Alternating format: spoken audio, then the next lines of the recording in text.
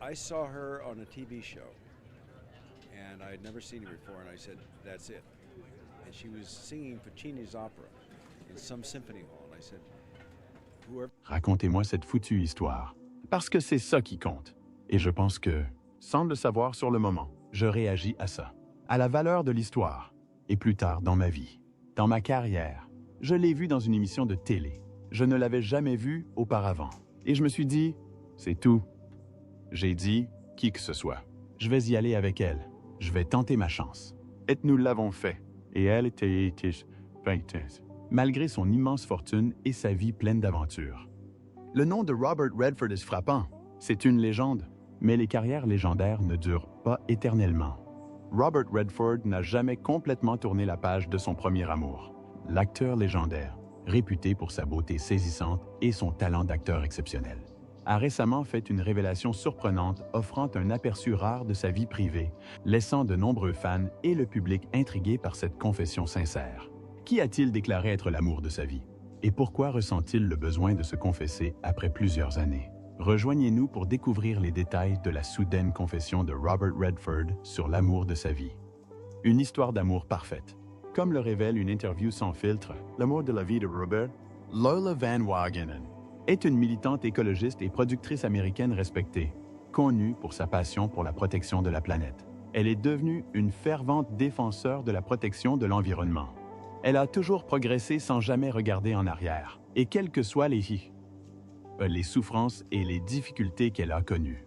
Elles appartiennent au passé et elle continue d'avancer, se concentrant sur la préservation des espaces naturels et la promotion d'un mode de vie durable. Au fil des ans, elle a œuvré pour sensibiliser le public aux enjeux environnementaux, utilisant sa voix pour inspirer les autres à agir et à prendre soin de la planète.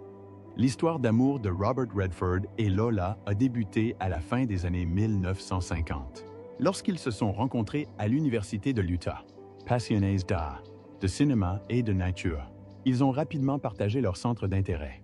Leur lien s'est renforcé et ils ont finalement franchi une nouvelle étape. Dans leur relation, ils se sont mariés en 1958. Malgré leur lien fort, ce couple a rencontré de nombreuses difficultés dans son mariage. La renommée de Redford à Hollywood s'est accrue, tout comme l'attention médiatique, ce qui a mis leur relation à rude épreuve. Le couple avait du mal à préserver sa vie privée, et la carrière de Redford était souvent sous le feu des projecteurs, laissant peu de place à leur vie privée.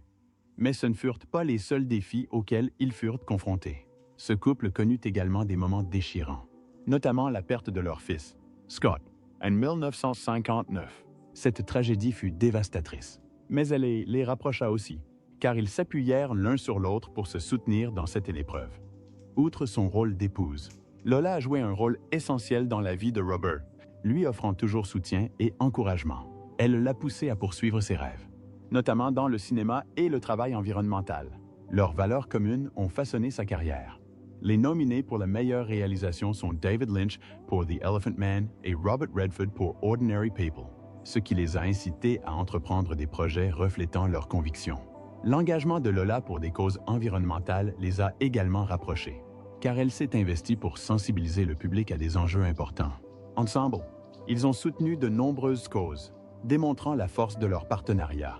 Malheureusement, après 27 ans de mariage, Robert et Lola décidèrent de divorcer en 1985. Ce fut une décision commune, influencée par les difficultés liées à la vie publique. Malgré leur séparation, ils restèrent concentrés sur l'éducation de leurs enfants et maintinrent une relation respectueuse.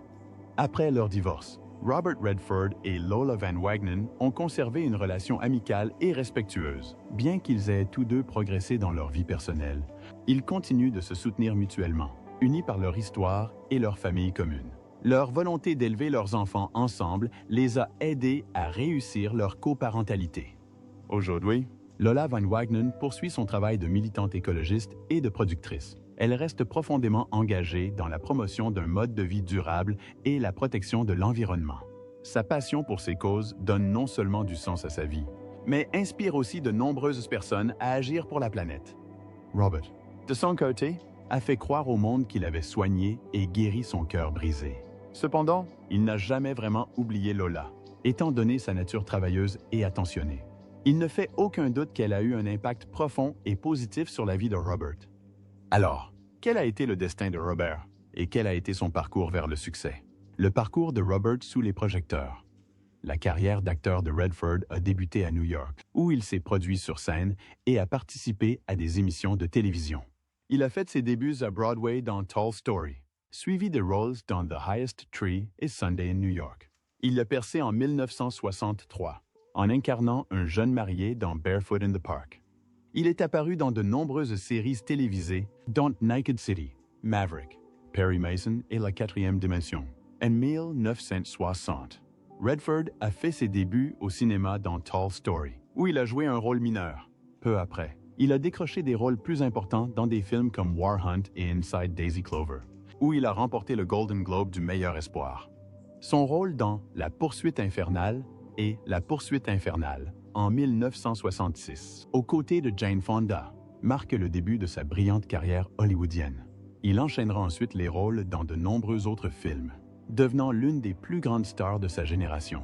Redford et Fonda se retrouvent à l'écran pour Pieds nus dans le parc, puis dans Le Cavalier électrique, avant une troisième collaboration en 2017 pour Nos âmes la nuit sur Netflix.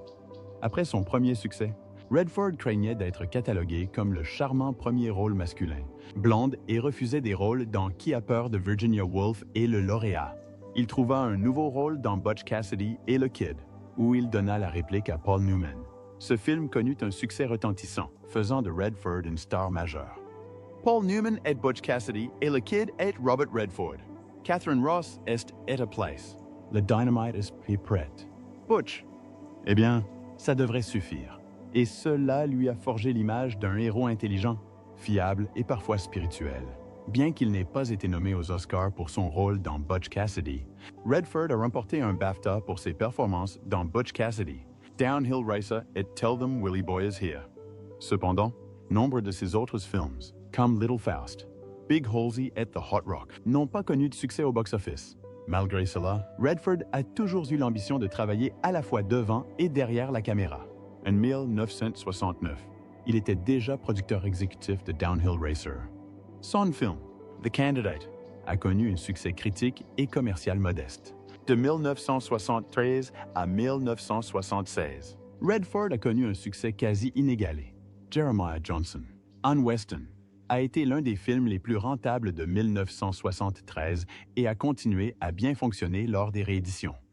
La même année, Nos plus belles années, avec Barbara Streisand, devient le 5e film le plus rentable de l'année. Ses retrouvailles avec Paul Newman dans L'Arnaque deviennent le film le plus rentable de 2009. 174 et valant à Redford sa première et unique nomination aux Oscars du meilleur acteur.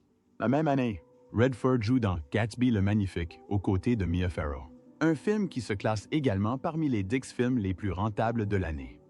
En 1974, Redford comptait 3 films dans le top 10, un exploit rare, et fut élu meilleur star du box-office par les exploitants de salles.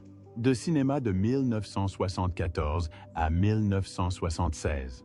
Les succès de Redford se poursuivirent en 1975 avec The Great Waldo Pepper, un drame aéronautique des années 1920, et 3 Days of the Condor, un thriller d'espionnage avec Faye Dunaway.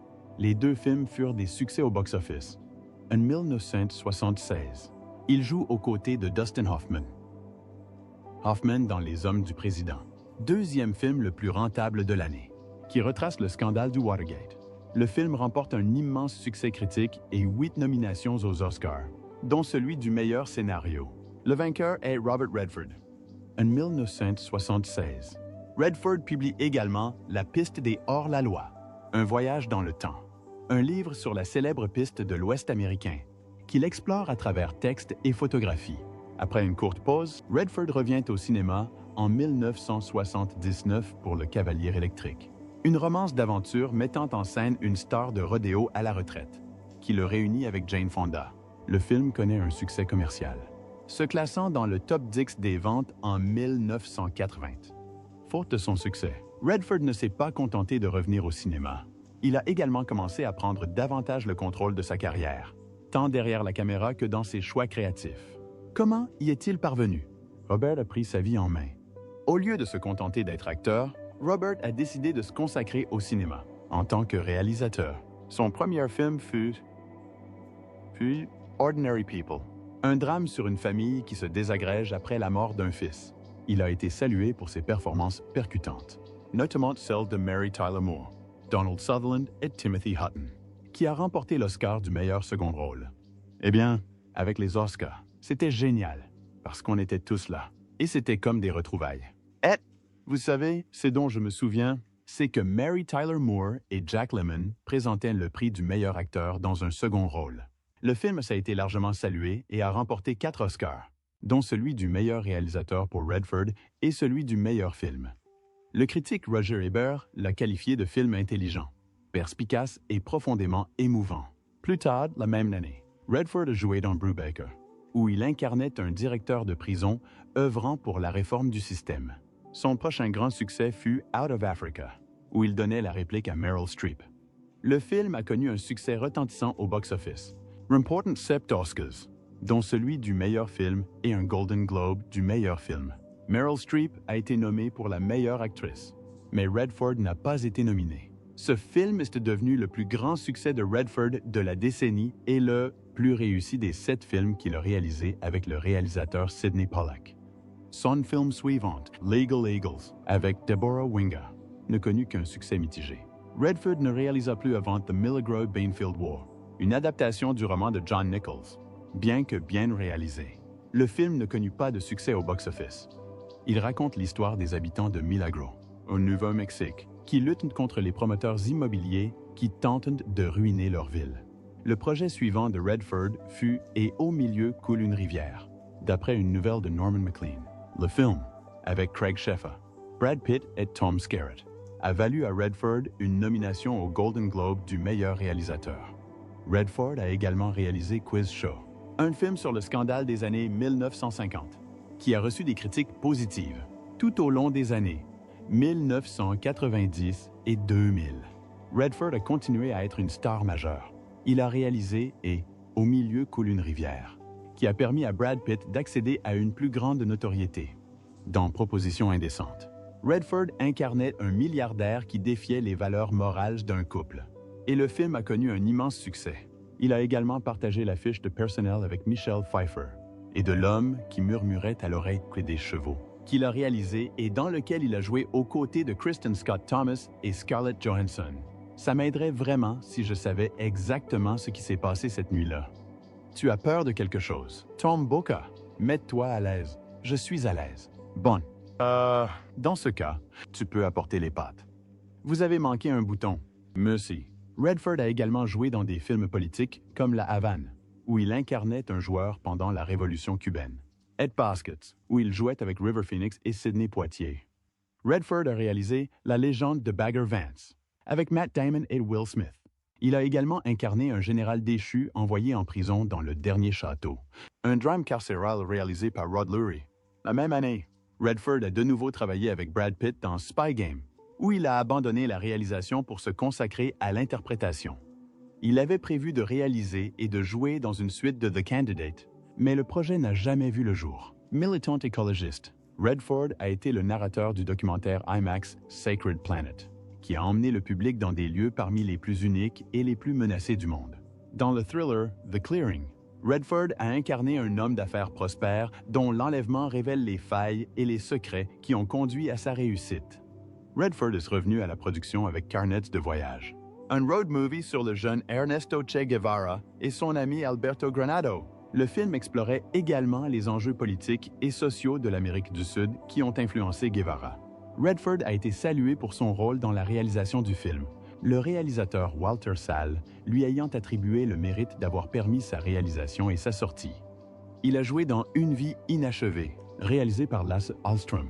Il y incarnait un éleveur grincheux qui devait prendre soin de sa belle-fille, Jennifer Lopez, et de sa petite-fille, dont il était séparé, après avoir fui une relation violente. Bien que le film ait subi des retards en raison de la restructuration de son distributeur Miramax, il a reçu des critiques mitigées, beaucoup le jugeant cliché. Redford est revenu en terrain connu avec Lions for Lambs, un projet auquel il se sentait personnellement lié, aux côtés de Meryl Streep et Tom Cruise. Malgré un accueil très favorable, le film a reçu des critiques mitigées et a connu un succès médiocre au box-office. Owen Gleiberman d'Entertainment Weekly l'a qualifié de scandaleux et de sortie de l'âge d'or de la télévision.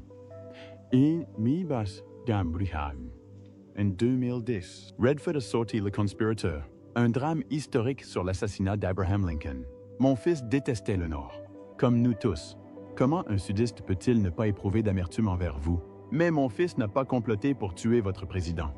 Il a comploté pour l'enlever. Un complot visant à assassiner Abraham Lincoln est l'histoire méconnue de la femme jugée pour ce crime.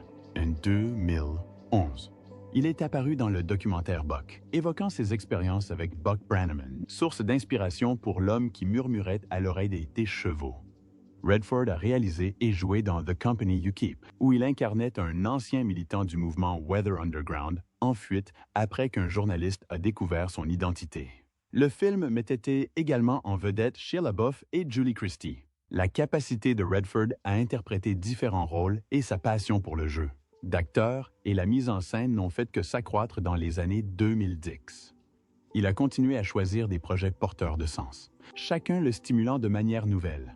Quel rôle a-t-il ensuite endossé? Dominer le 21e siècle. En 2013, Redford a joué dans All Is Lost, un film captivant où il incarnait un homme échoué en mer. Son interprétation puissante, avec un minimum de dialogue et l'absence de co-star, lui a valu un large succès.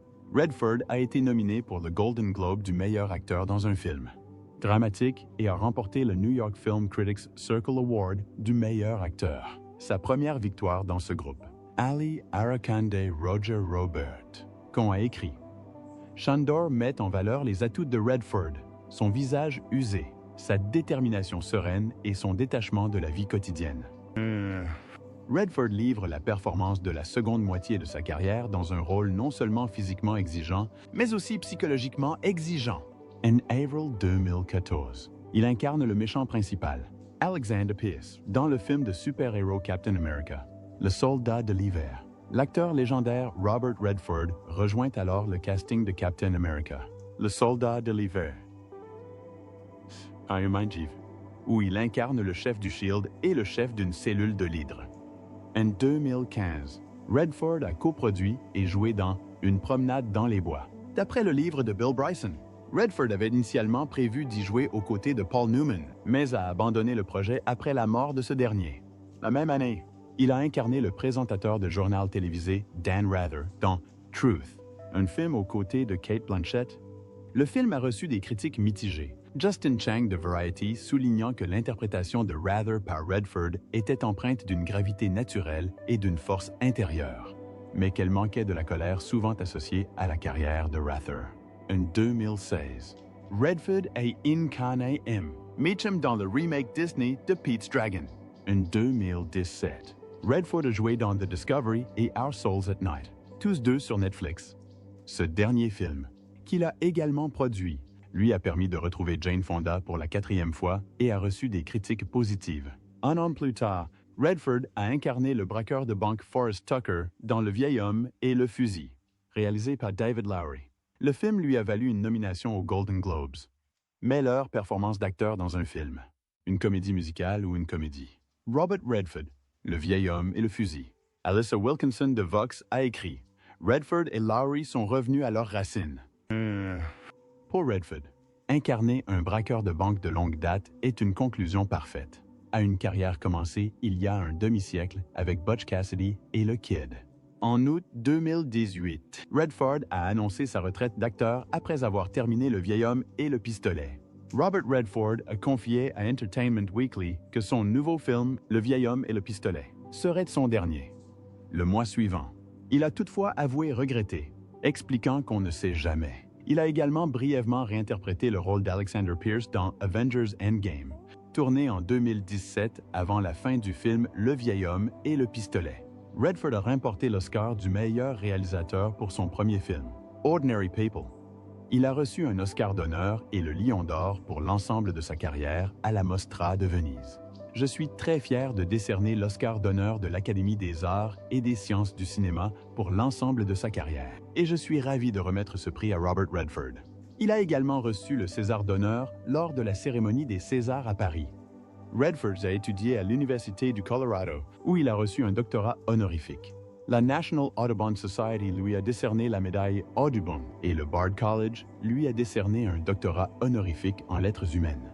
Il a également reçu un doctorat honorifique en beaux-arts de l'Université Brown et a prononcé un discours de remise des diplômes au Colby College, où il a reçu un autre doctorat honorifique. Le président Bill Clinton lui a remis la médaille nationale des arts. Le président français Nicolas Sarkozy l'a nommé chevalier de la Légion d'honneur. Et le président Barack Obama lui a décerné la médaille présidentielle de la liberté. Robert Redford a captivé le public des deux côtés de la caméra avec des films divertissants qui explorent souvent des thèmes sociaux, politiques et historiques cruciaux. Redford a également reçu les Kennedy Center Honors pour sa contribution à la culture américaine. En reconnaissance de son impact sur les arts, il a reçu le prix Dorothy et Lillian Gish et a été honoré par l'Université de Californie du Sud en lui décernant le prix Robert Redford pour les artistes engagés. Ce prix récompense des personnalités pour leur travail exemplaire et leur engagement en faveur des enjeux sociaux mondiaux et de l'autonomisation des jeunes. L'influence de Redford sur les arts a été reconnue non seulement par ses prix, mais aussi par son engagement concret dans divers autres domaines. Au-delà du cinéma, il a investi son succès dans des projets porteurs de sens, en accord avec ses valeurs. Quelles sont ses initiatives? Les autres projets de Redford. Grâce à l'argent gagné grâce à sa carrière d'acteur, qui a débuté avec des films comme Butch Cassidy, Le Kid a Downhill Racer, Redford acheta une station de ski sur le versant est du mont Timpanogos, près de Provo, dans l'Utah, appelée Timp Haven. Il la rebaptisa plus tard Sundance, en référence à son personnage dans Le Kid. Lola, son ex-femme, était originaire de l'Utah et ils avaient construit une maison dans la région en 1963. Certaines scènes de son film préféré, Jeremiah Johnson, ont été tournées près du domaine skiable, ce qui a eu une influence durable sur lui. Redford a ensuite créé le Festival du film de Sundance. Il a fondé le Sundance Institute. Le Festival du film de Sundance et, bien sûr, Sundance Channel. Mesdames et messieurs, Robert Redford. Ce festival est devenu le plus grand festival de cinéma indépendant des États-Unis. En 2008, il a présenté 125 films de 34 pays, attirant plus de 50 visiteurs à Salt Lake City et Park City, dans l'Utah. Outre le festival, Redford a fondé le Sundance Institute, les Sundance Cinemas, le Sundance Catalog et le Sundance Channel, tous basés à Park City, dans l'Utah, près de sa station de ski. Il possédait également un restaurant, Zoom, à Park City, qui a fermé en mai 2017. Redford est copropriétaire de Wildwood Enterprises, Inc., avec le producteur Bill Holderman. La société a participé à plusieurs films à succès, Don't Lions for Lambs, Quiz Show et Au milieu coule une rivière et Carnet de voyage, entre autres. Président et cofondateur de Sundance Productions avec Laura Mikhail-Kishian. Redford a travaillé sur des projets comme Chicagoland, Cathedrals of Culture, The March at All the President's Men Revisited, entre autres œuvres remarquables. Depuis la création du Sundance Institute, une organisation à but non lucratif, 1980. Redford s'engage à soutenir les cinéastes indépendants par le biais de ses ateliers et du Festival du film de Sundance. En 1995, Redford s'est associé à Showtime pour lancer la chaîne Sundance, qui a commencé à diffuser des films indépendants en 1996. Redford a été un fervent défenseur de l'environnement, des droits des Amérindiens, des droits LGBT et des arts. Il a également apporté son soutien à des groupes de défense des droits, notamment au Comité d'action politique de la Directors Guild of America. Bien que Redford ait soutenu certains républicains, notamment Brent Cornell Morris, lors de sa tentative infructueuse de remporter le 3e district du Congrès de l'Utah en 1990. Il a également soutenu son ami républicain Gary Herbert lors de sa campagne victorieuse pour le poste de lieutenant-gouverneur de l'Utah en 2004. Herbert est ensuite devenu gouverneur de l'Utah, fervent défenseur de l'environnement. Redford est connu pour être administrateur du Conseil de défense des ressources naturelles. Il a été rapporté qu'il avait soutenu la réélection du président Barack Obama en 2012. Sa citation aurait également figuré au dos du livre de Donald Trump, Crippled America, où il aurait exprimé ses réflexions sur la candidature de Trump, se disant heureux de sa participation, soulignant que son approche et ses déclarations avaient fait bouger les choses. Plus tard, Un représentant a précisé que les propos de Redford, qui s'inscrivaient dans une conversation avec Larry King, ne visaient pas à soutenir la candidature de Trump à la présidence. En 2019, Redford aurait écrit une tribune dans laquelle il qualifiait l'administration Trump de monarchie déguisée et affirmait qu'il était temps pour lui de partir. Il aurait également coécrit une tribune dans laquelle il critiquait la gestion de la pandémie de coronavirus par Trump, tout en saluant la réaction du public, illustrant ainsi la lutte contre le changement climatique. Redford aurait également condamné la décision des États-Unis de se retirer de l'accord de Paris. Plus Todd. En juillet 2020, il aurait écrit une autre tribune, affirmant que le président Trump manquait de sens moral et annonçant qu'il voterait pour Joe Biden lors des élections de 2020. En avril 2014, il a été rapporté que Redford, en tant qu'administrateur du Pitzer College et du Trombley College, avait annoncé que le Pitzer College se séparerait des actions du secteur des combustibles fossiles de sa dotation. À l'époque, le Pitzer College disposait de la plus importante dotation en fonds d'enseignement supérieur des États-Unis pour prendre un tel engagement.